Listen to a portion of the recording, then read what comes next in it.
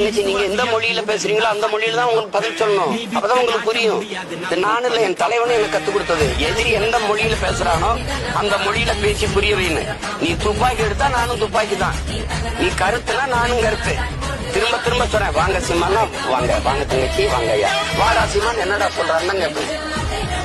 தங்கச்சி நீங்க வெட்ட அருவாளை ஒண்ணும் போது விழுந்து கும்புற ஈன கூட்டம் கிடையாது நாங்க. நீ வெட்டணும்னு நினைக்கு முன்னாடி வெட்டி சாக்கிற வீரர்கள் நாங்க. தேவையில்லாம சொன்னாலும் என்ன அண்ணன் உன்னை மாதிரி எனக்கு பேச வரும்னு நீ தெரிஞ்சுக்கணும்ல.